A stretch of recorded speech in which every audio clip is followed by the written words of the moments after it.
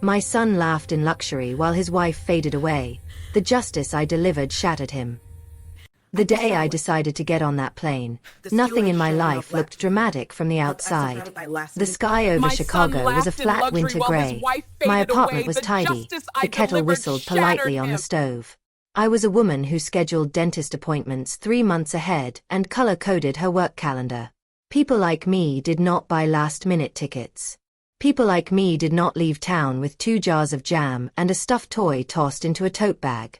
And yet the whole time I paced my kitchen that morning, there was a weight in my chest that no logic could explain, an icy pressure that made it hard to swallow.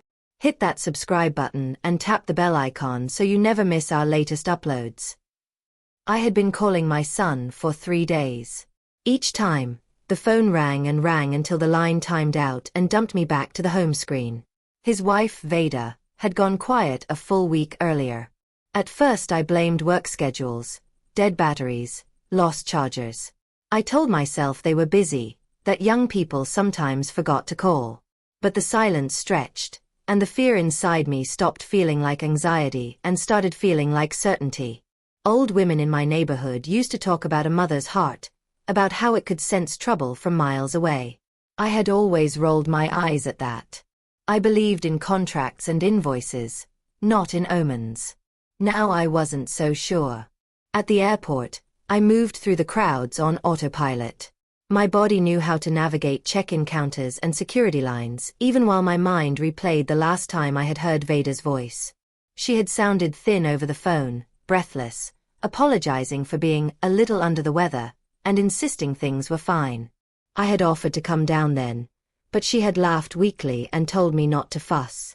That memory pressed against my ribs as I boarded the plane, the jars of elderberry preserves clinking softly in my bag. My boy loved that jam when he was small. I brought it now like a talisman, as if the taste of his childhood could somehow anchor him back to the man I had tried to raise. The southern city greeted me with heavy, humid air that clung to my coat. Outside the terminal, palm trees rattled in a faint breeze that smelled of exhaust and fried food. The ride from the airport took 40 minutes, most of it spent staring out the window at unfamiliar streets. When the Uber finally pulled up in front of their building, I felt a flush of pride and dread at once. It was a handsome pre-war brick block with a traced iron gate and tall windows, the kind of place I had once walked past as a young woman and never imagined owning. 3 years earlier, right after the wedding, I had signed the papers and told myself I was giving my son and his bride something solid.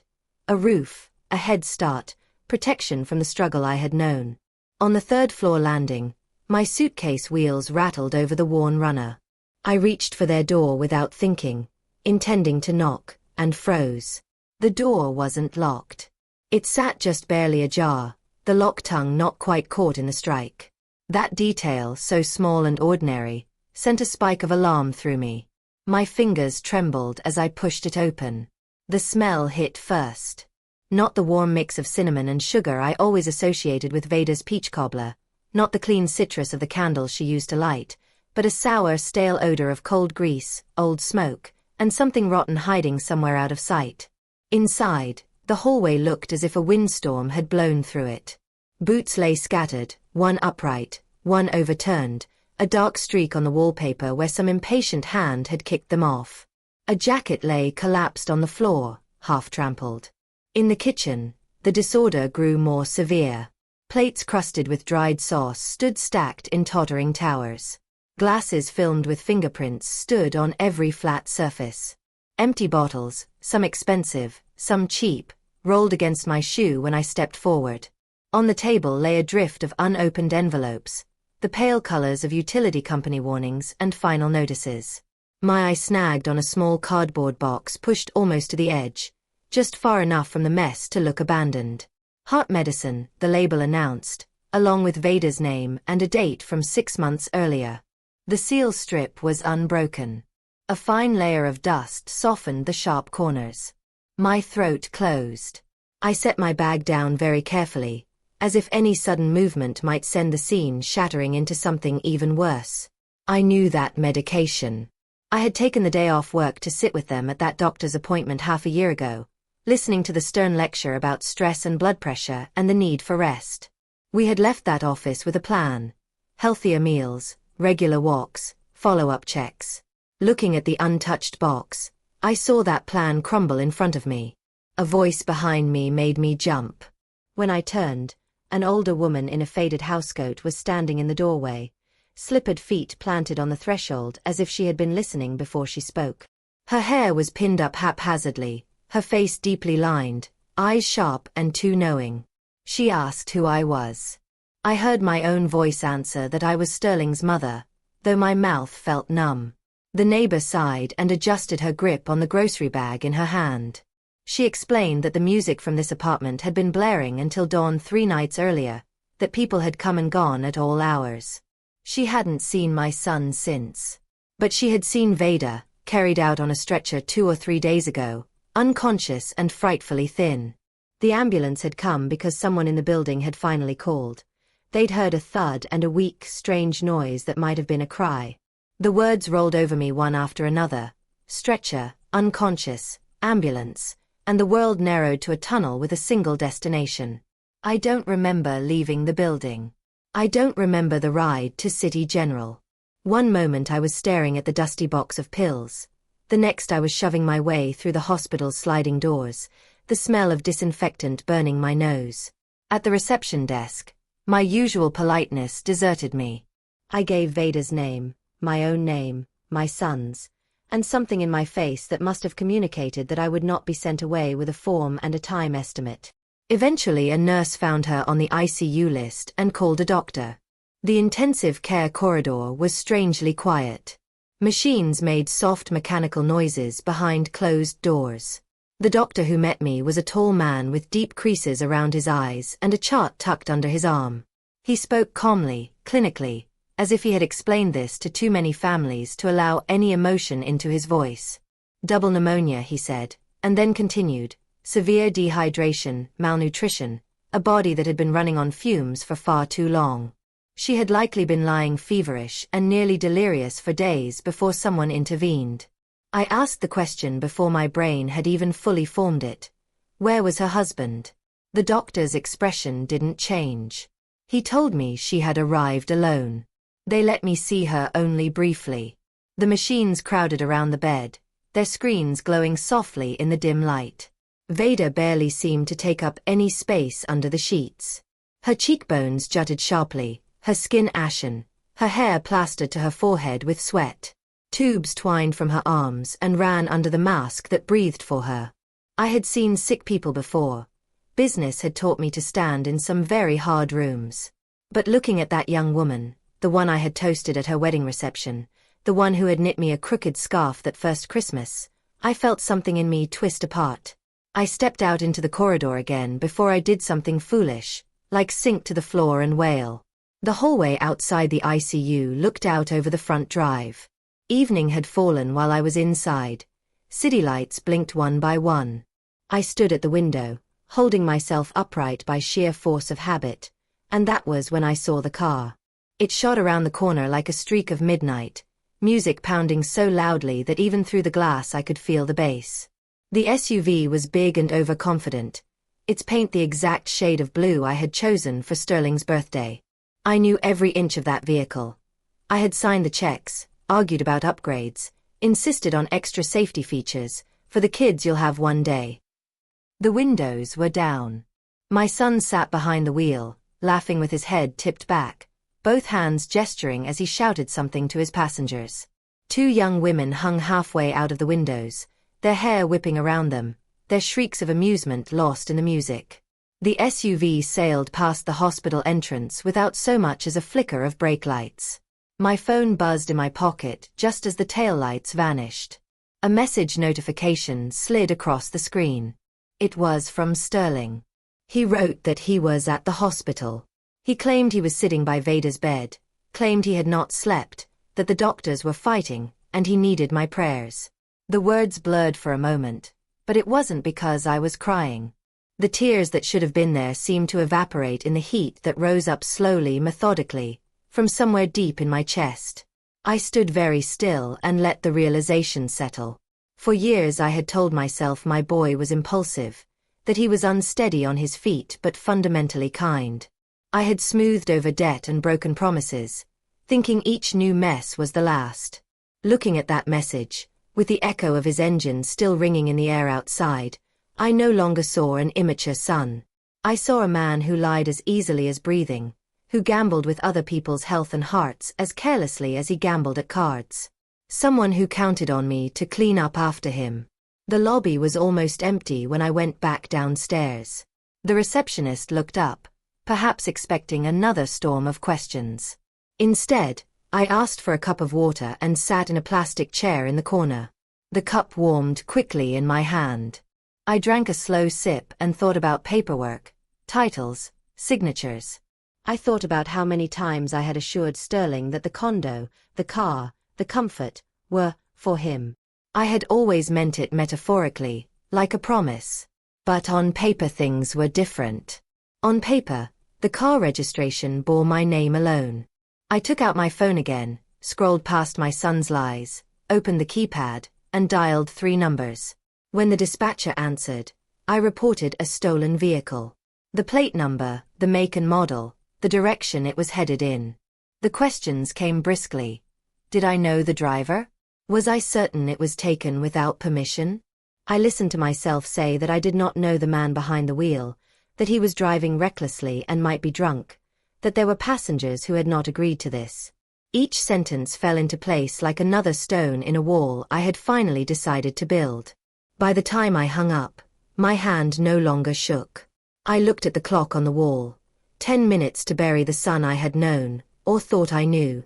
10 minutes to accept that from this moment on, I would not rush to his rescue simply because he called me Mama. Something harder, colder, and clearer had taken root inside me. The next hours blurred into a rhythm of hospital corridors, ICU beeps, and the quiet hum of vending machines at midnight. I did what I knew how to do. I organized. I spoke to the chief of medicine, arranged for a private nurse, and asked about every possible treatment, every necessary test. Money, the thing I had spent my life learning to manage, suddenly had only one purpose: to build a wall between Vader and the worst possible outcome. The staff, used to families who stammered and hesitated over every dollar, reacted quickly when they understood payment was not an obstacle. In the small breaks between consultations, my phone lit up with unknown numbers. Sterling was in custody now. I knew without listening that each call from the detention center would contain the same mixture of outrage and expectation. Once, curiosity got the better of me, and I opened a voicemail. He raged that the police had arrested him by mistake, that I had to come down at once and explain. He complained about the smell in the cell, about bums for cellmates, about the indignity of their questions. Not once did he ask about his wife. That omission steadied me more than any pep talk could have. Whenever guilt tried to creep in, whispering that mothers do not call the police on their sons, I replayed his voice in my head, straining to hear even one word of concern for the woman lying motionless under a plastic mask. There was none. On the second day, I went back to the condo. The hospital needed Vader's ID and insurance information for some of the paperwork, and I suspected it would be easier to dig through drawers myself than to attempt it over the phone with someone in admissions. The apartment had not improved in my absence. If anything, the stale smell had sunk deeper into the walls. I opened the windows in 3 rooms before I could stand to breathe properly. In their bedroom, the contrast between 2 lives shared under one roof became impossible to ignore. Vader's side of the closet held neatly hung dresses in muted colors, her shoes lined up in a row. Sterling's side looked as if someone had shaken a thrift store into it. Designer shirts in garish shades were crumpled on the floor, shoes scattered in mismatched piles. As I pulled open drawers searching for documents, I found the usual tangle of socks, receipts, and old receipts. Then, hidden under a stack of folded pillowcases, my hand closed around a thin notebook bound in worn faux leather. The diary was not locked. It fell open naturally, pages already creased in the middle from use. I didn't mean to read it. For one brief, hypocritical second, I told myself I would just check the front for an address or a list that might help. But the first page my eye landed on carried Vader's cramped handwriting, dated months earlier, recording the day she had given Sterling the last of her savings. She wrote about how he had insisted the money was needed for some vague business opportunity, how she had postponed her dentist appointment to free up the cash. She wrote about pain in her jaw that kept her up at night, and then about how she had convinced herself it was a small sacrifice for their future. The next entry described a shouting match over jobs and responsibilities. She wrote that he had yelled that the apartment was really his, because I had bought it for him, that she could be thrown out whenever he liked. She wrote about fear of ending up with nowhere to go, her parents gone or far away, and her decision to hold on a little longer for the sake of the family. Page after page spelled out the same pattern: money gone, excuses offered, threats made when she protested. Jewelry sold, under the guise of being lost. Credit cards taken for emergencies, and returned with balances strangled by bar tabs and gambling charges. The words grew shakier as the months advanced. Toward the end, she described nights shivering in a cold apartment because he had cancelled the heating to cut unnecessary expenses, even as social media snapshots showed him in new shoes, in clubs, in front of that glossy SUV. By the time I closed the diary, my hands were steady in a way that frightened me. I slipped the notebook into my bag. It was not evidence for court. I had not decided to take my son to a judge. It was evidence for myself, a shield against the part of me that might later be tempted to forget or minimize what he had done. I had spent too many years explaining away his behavior. I needed something to look at when my own resolve wavered. Back at the hospital, I settled into a routine. I sat by Veda's bed for hours on end, talking in a low voice about anything that might tether her to the world. The changing leaves back home, the stray cat that used to sun itself on her windowsill, the recipes we'd planned to try and never got around to. Nurses came and went, adjusting drips, checking monitors. Every now and then, a doctor would stop by with cautious updates, careful to weigh each phrase. They spoke of stable but critical, of small positive responses. It wasn't hope yet, but it was enough to keep me in that chair. Late one night, as the hospital quieted and the air in the ICU felt almost reverent, I stepped out to the lobby to stretch my legs and found myself dialing a familiar number without fully meaning to. The woman who answered had been my ally in business battles and bureaucratic fights for 3 decades. As soon as she heard my voice, her tone shifted. She stopped asking the usual polite questions and asked instead if I was sitting down. I told her what had happened. Not the whole story, there would never be enough time for that, but the essentials. My daughter-in-law is in a coma. My son behind the wheel of a car I had paid for, lying to me from outside the building where she was fighting for breath. The untouched medication. The diary. The forged power of attorney she had discovered that morning while pulling property records.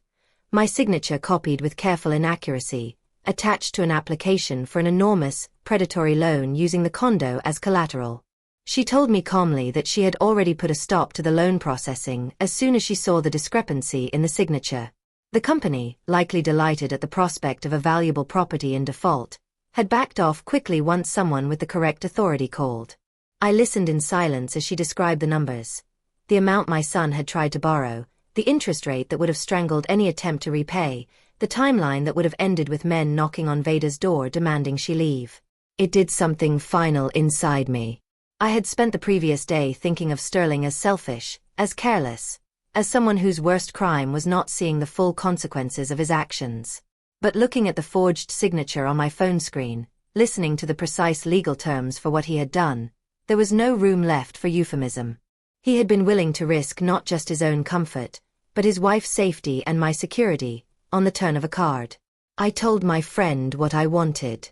I did not ask if it was wise or kind. I asked if it was legal. The next morning, a stack of documents lay on her polished wooden desk when I arrived. The city was still gray with pre-dawn light, the streets nearly empty. In the office, lamps cast a softer glow over the folders. We reviewed every page together, 2 women who had spent years reading contracts and knew how much power a single sentence could hold. When she slid the deed across to me, transferring full ownership of the condo to Veda, I signed without hesitation. When she explained the general power of attorney that would allow me to manage repairs and security on Veda's behalf while she recovered, I listened and then added my name at the bottom. We stayed long enough to put through an expedited registration. Technology could be cruel, but it could also be swift. Within hours, the records would show what I already considered true. The apartment belonged not to my son, but to the woman he had tried to freeze out of it. Only when the property was secure did I turn to the other symbol of his entitlement, the car. A phone call to the dealership was enough.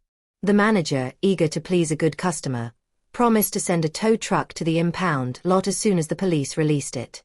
I told him to sell the vehicle immediately upon retrieval and wire the proceeds directly to the hospital's charity fund earmarked for Veda's care and rehabilitation.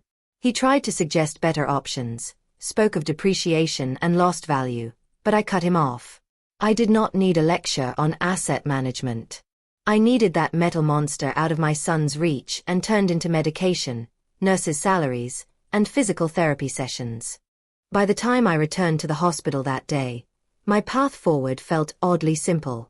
I would stand by Veda's bed until she no longer needed me there. I would protect the roof over her head and the resources for her recovery. And I would cease, finally and completely, to be Sterling's safety net. He had been falling for years, always catching himself on my outstretched hands. This time, I had stepped aside. He came back into my life 2 days after his arrest, wearing the bruises of those 48 hours like a costume he expected me to react to. I was sitting in a plastic chair in the hospital lobby with a book open on my lap, the words swimming uselessly in front of my tired eyes. The elevator doors slid open with their usual chime, and I knew it was him even before I looked up. There is a way your own child moves that your body recognizes before your brain does. He walked awkwardly, favoring one leg, his shirt stained and wrinkled, his hair flattened on one side where he had likely slept on a narrow bunk. Yet even in that state, he wore his old expression, the one he had perfected as a teenager, a mixture of outrage and wounded pride, as if every inconvenience were a personal insult. He raised his voice before he even reached me, drawing the attention of a nurse who shot us a warning glance. He demanded to know what I had done, how I could betray him like that, how I could let the police humiliate him. He threw words like weapons, mother, duty, family, expecting them to land with their usual force. I closed the book carefully, set it aside, and told him he smelled like the cell he'd come from. If he wanted to shout, he could at least wash first. The shock on his face was almost comical. For the first time in years, he seemed at a loss for what to say. He pointed toward the ICU corridor, declaring loudly that he was going to see his wife, that she would validate his story and confirm that everything was a misunderstanding. He demanded the car keys as if the last 2 days had been a minor disagreement rather than a sharp cut in our relationship. I told him, as calmly as if we were discussing grocery lists, that there was no car. I explained that it had been sold, that the proceeds now sat in the hospital's accounts, paying for the very equipment keeping his wife alive. He laughed at first, thinking it a cruel joke. When I did not smile, he shoved his hands into his pockets and found no familiar weight there, no comforting jangle of keys, no gold card attached to my bank account. Panic flickered. Then he lunged toward ICU. I didn't move from my chair because I knew what was waiting. 2 hours earlier, I had hired private security, a broad-shouldered man in a dark uniform with a surprisingly gentle voice. We had agreed on one simple rule: no male visitors passed the threshold of Veda's room without explicit permission from me or medical staff. I had not given that permission. Sterling managed only a few steps inside before the guard's arm blocked his path. The exchange was brief, my son insisting on his rights as a husband, the guard pointing out hospital policy and the patient's condition, the monitors in Veda's room reacting with sharp spikes to the sudden noise. Nurses converged quickly to restore calm. The guard guided Sterling back into the corridor without raising his voice and closed the door firmly behind him. The look my son turned on me then contained not confusion or remorse, but pure hatred. Hatred at being thwarted, at losing access to the person he had considered his property. For a moment I saw very clearly the boy he had been, clever, charming, always persuasive, and then the man he had become layered over that image like a darker film. I suggested we speak elsewhere. He followed me down a side corridor to a quieter stretch of hallway where the fluorescent lights buzzed and no one lingered. There, with the hum of the soda machine for company, he fell to his knees in emotion so abrupt it was almost theatrical. His hands clutched at my coat. His voice, so loud a moment earlier, shifted into a broken whine. He called me Mommy, a name he had not used since he was small, and begged for forgiveness. He promised to change.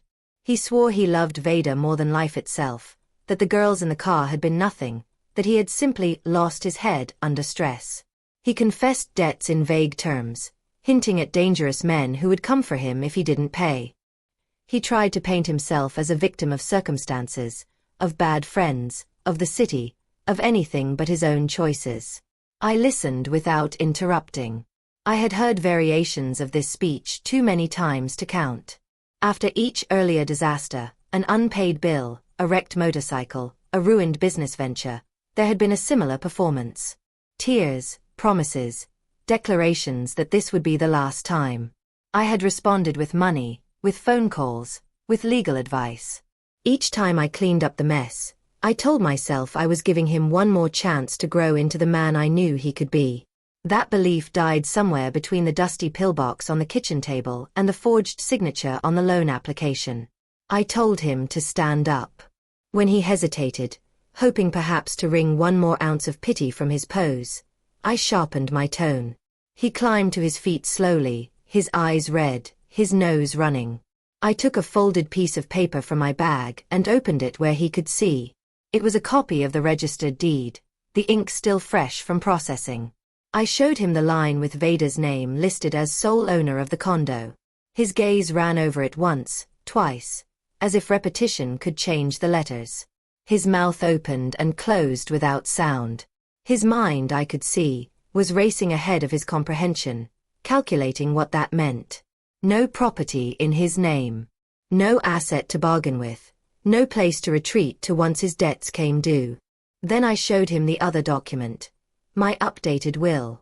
I laid my finger on the sentence that redirected my remaining assets to an animal shelter I had volunteered at intermittently over the years. He read it aloud in disbelief, stumbling over the words. His outrage flared so bright that tears vanished. He called me insane, cruel, unfit. He threatened to contest the will, to have me declared incompetent, to bring the matter before a court that would set things right. I told him calmly that he was welcome to try, that I had already obtained medical evaluations attesting to my clarity of mind. I reminded him that courts look at patterns, at records, at evidence. That his financial history painted a different picture than he imagined. For a moment, the mask slipped. I saw fear again, deep and genuine. Not fear for me, or even for Vader, but fear of a future in which no one else took responsibility for his comfort. He tried, as a last resort, to bargain. He begged for money to pay off the people he owed, promising to disappear forever afterward. He painted verbal pictures of beatings, of broken bones, of consequences he would suffer if I refused. Perhaps once those images would have broken me. Now they only reminded me of the hospital bed upstairs, of the bruises on Vader's arms from 4 lines and blood draws, of the hollow places under her eyes. I said no. There is a special kind of silence that follows that word when a person has never heard it spoken to them without exception. It stretched between us now, a thin, bright line. He spat a vicious insult and slammed his fist into the wall. Down the hallway, 2 security guards began to walk toward us, drawn by the raised voices. He saw them coming, shot me one last stare full of promises and threats, and fled down the stairs rather than ride the elevator past them. I watched him go without moving. A few minutes later, my phone vibrated. It was my friend at the condo, her voice brisk. Locksmiths had arrived. The police officer she'd requested as witness stood in the hallway while the old lock was drilled out and a new one installed. Sterling appeared mid-procedure, shouting about his rights, brandishing his keyring. The officer and my friend presented the updated records. The apartment was no longer his address, no longer tied to his name. His personal items, what could fairly be called his own, had been packed into a couple of cheap bags. Everything else stayed. The electronics purchased on credit in Vader's name, the furniture that belonged to the home rather than the man. By evening, The process was complete.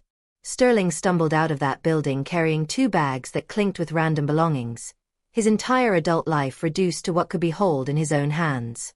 No shining SUV waited at the curb anymore, only the wind cutting around the corner and a streetlight flickering to life.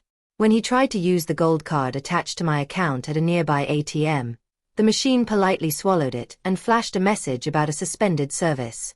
While all that unfolded, I sat once more by Vader's bed, listening to the steady beep of the monitor. A notification from the bank popped up on my phone, confirming the blocked card's attempted use. I dismissed it and focused on the slight change in Vader's breathing, the way her fingers twitched against the blanket when I spoke her name. Somewhere out there, my son was feeling, for the first time, the hard surface of the ground without my hands beneath him. I did not rejoice in it. But I did not rush out to soften it, either. Months passed. Winter loosened its grip on the city, and spring moved in with rain and tentative green. For a long time, the days blurred for me into a cycle of hospital visits, paperwork, and the slow, stubborn process of rehabilitation. The pneumonia eased. The tubes were removed one by one. Vader learned to breathe without machines again, to sit up, to swallow spoonfuls of broth. It was not a dramatic recovery. There were no sudden miracles, only 1,000 small victories stitched together. The first time she spoke my name after the coma, her voice was so faint that the nurse had to lean in to hear. Her eyes darted around the room nervously, as if expecting someone else to materialize from the doorway. When she realized it was me sitting by her bed and not Sterling, she cried, not with relief alone, but with a complicated mixture of grief and shame. She apologized for everything at once, for not calling sooner, for hiding how bad things had become, for causing trouble. I told her softly that none of this was her fault. Abuse does something strange to time and responsibility. It narrows a person's vision until they see only their own failures and miss the structural cruelty that has built the cage around them. As her strength returned, she began to speak, haltingly at first, then with growing clarity, about the last year. None of it surprised me after reading her diary, but hearing the details in her own voice still made something deep in me ache. When she was finally discharged from the hospital, thin but upright, we did not go back to my apartment in Chicago. We went home, to the condo that now, legally and practically, belonged to her. The locksmith had long since installed new locks. The furniture had been rearranged. The stench of old cigarettes and sour liquor was gone, replaced by the neutral smell of fresh paint and cleaning products. I had hired professionals to scrub the walls and ceilings, but some things I had done myself, taking down pictures, folding and giving away clothes, patching the scuff marks in the hallway where boots had hid in anger. We replaced the stained wallpaper with a warm, light color. We opened windows and let air move through every room. I sat at the dining table one afternoon, flipping through swatches and catalogs, while Vader, her hair still thinner than before but growing in, ran her fingers over the textures like someone relearning how touch could be gentle. We chose soft fabrics, nothing sharp or ostentatious.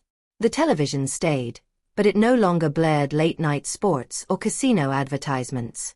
Instead, it played old movies or stayed off altogether while we read. I sold my logistics business back in Chicago to my longtime deputies. They had been managing the day-to-day operations for years. Handing over ownership simply made official what had already been true in practice. The sale gave me enough money to live without worrying about invoices for the first time in my adult life.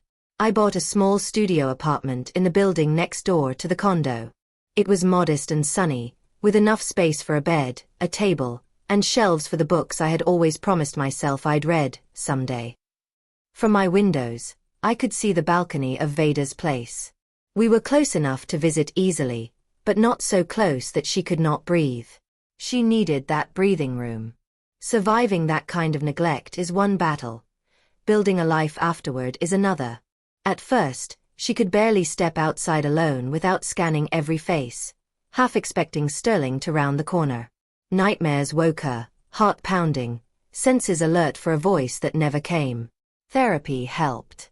So did time and work, and the steady reassurance that no one would take her home away from her now.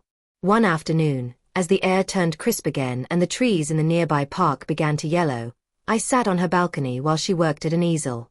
The living room behind us smelled faintly of fresh oil paint and cinnamon tea. There were blankets on the couch, a stack of library books on the coffee table. The apartment looked lived in, not as a stage for someone else's public image, but as a sanctuary for its occupant. Veda told me she had been offered a position at the Central Library, restoring old books in a special collection. The pay was not extravagant, but the hours were steady, the work quiet and precise, the environment respectful. As she described the tasks, lifting brittle pages, cleaning bindings, mending small tears, her eyes lit up in a way I had rarely seen even when she'd first married my son. Here was something she could do with her own hands, something that did not depend on anyone else's risky schemes. I offered, out of habit, to help with money if she needed it. She smiled and shook her head, saying she needed this job as much for her mind as for her wallet. She wanted to know, she said, that she could stand on her own feet, that she was not simply being passed from one protector to another. I respected that. I also knew that if ever a bill outpaced her paycheck, the funds from the car sale and my business were there quietly in the background, ready to step in without a lecture attached. We did not speak Sterling's name. It hung between us sometimes, an uninvited ghost. But we learned quickly that not naming him stripped the ghost of some of its power. When we talked about the past, she referred to that time, or before the hospital. I understood. Details could be discussed with the therapist she saw weekly. In our home, we focused on recipes, on paint colors, on the way the late afternoon sun slanted across the park. People sometimes imagine that cutting off a family member leaves a roaring void behind. For me, the absence settled more like a quiet. There were no more late-night calls demanding emergency transfers. No more arguments about respect that ended with slammed doors. My days, while full of doctor's appointments and bureaucratic errands, felt strangely lighter. I poured my energy into someone who appreciated it, who said thank you, who apologized when she was short-tempered from pain rather than expecting the world to absorb her moods without comment. We became, gradually, what I can only call family, not because of blood, but in spite of it. I taught Veda some of the budget tricks I had honed over years of scraping and saving. She taught me how to slow down long enough to enjoy a painting in progress, a loaf of bread in the oven, a cup of coffee savored on a cool morning rather than gulped down on the way to a meeting.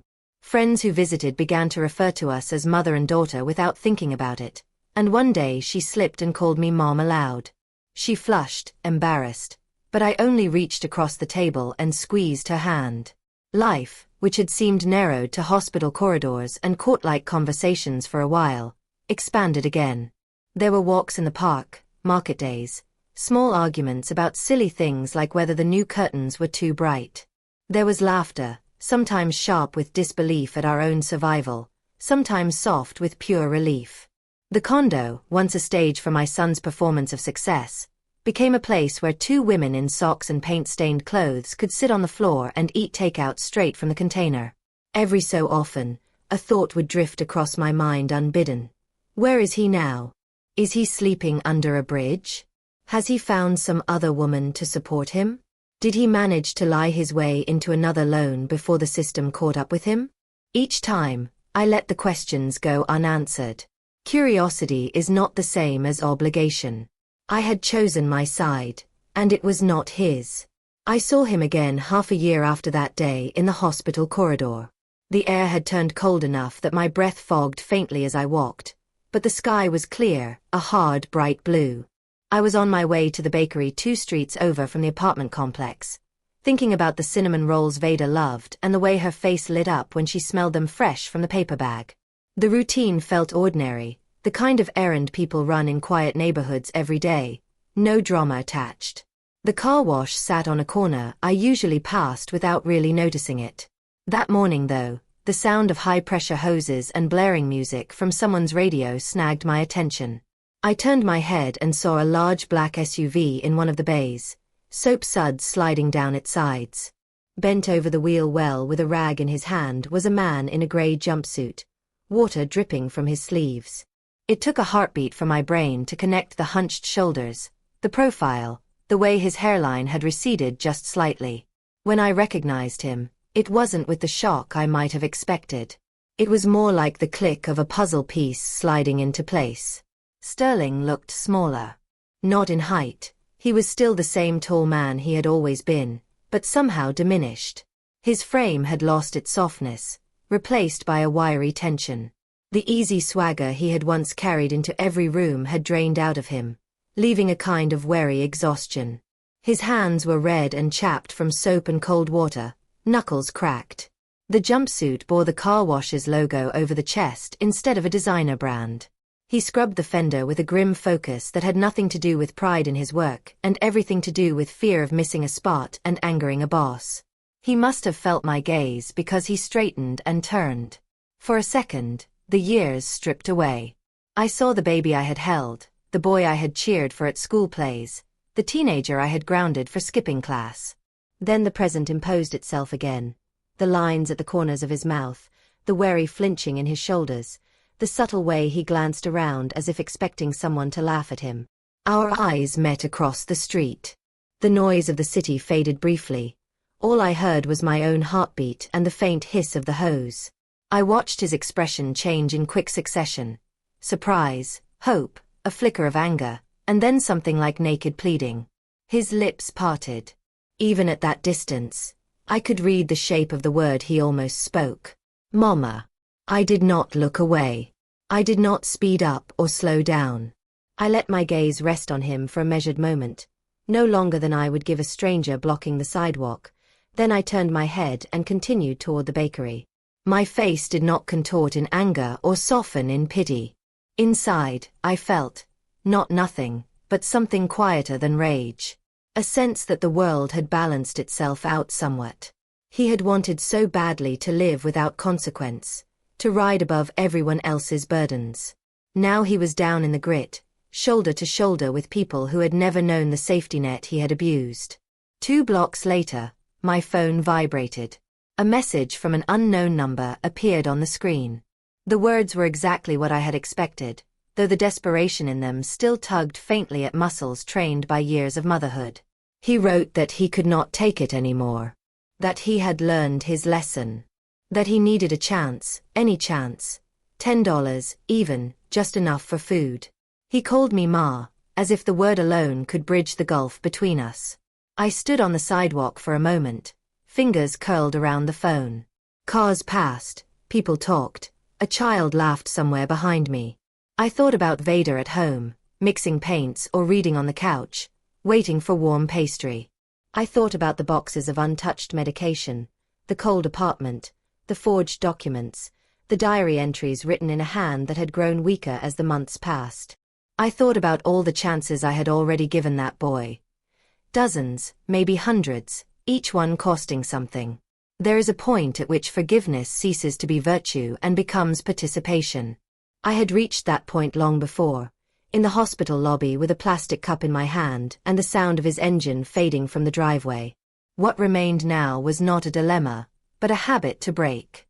The habit of stepping in between him and the consequences of his choices.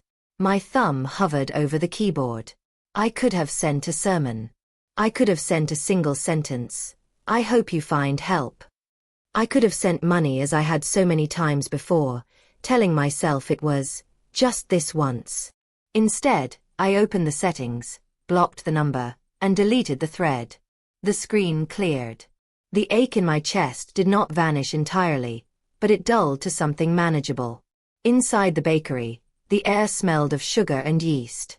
I ordered a small box of cinnamon rolls and a carton of milk. The cashier smiled and complimented my scarf. I walked back the way I'd come, past the car wash. If Sterling saw me on the return trip, he did not call out again. Maybe his supervisor shouted at him to finish the job. Maybe he had turned away on purpose, pride winning out over need. I did not look closely enough to know. When I reached the building, the concierge nodded and held the door open. The elevator ride to Veda's floor was short. She opened the apartment door before I reached for the handle, the smell of tea and paint greeting me like an embrace. Her cheeks were flushed from the warmth inside, a smudge of blue pigment on her wrist. Did they have the ones with extra icing? She asked, eyeing the box. They did. I answered, handing it over. And I bought milk, as requested. As we sat at the small dining table, tearing pieces of warm dough with our fingers and licking sugar from our lips, I felt a steadiness settle over me. Outside, somewhere in that city, my son was washing cars for tips or looking for shortcuts that no longer existed. I could not rewrite his choices. I could not go back and raise him again with the knowledge I had now. But I could choose whom to stand beside going forward. People like to say that blood is thicker than water, that mothers never stop forgiving. They say that turning your back on your own child is unnatural, cruel, unforgivable. Maybe they are right in some abstract sense. I only know that sitting there with the woman he had nearly destroyed, watching her reclaim her life piece by piece, felt more like motherhood than any late-night bailout ever had. I lifted my cup of tea and met Veda's eyes across the table. There was pain in our shared history, but there was also a future we were building deliberately, choice by choice, without lies. She smiled, a small, genuine smile that reached all the way to her tired, bright eyes. In that moment, I knew that the door I had closed on my son did not open onto a void. It opened onto this, a home where the heating stayed on, where medicine was taken on time, where love did not mean erasing yourself for someone else's comfort. Outside, cars hissed past on wet pavement, and the city carried on with its endless dramas. Inside, the two of us sat in the warm light of the kitchen, sugar on our fingers, a stack of unpaid debts and unspoken resentments far behind us. Whatever else the world might say about my choices, I had made peace with them. I had cut away the part of my life that had turned poisonous to save the part that still had a chance to bloom.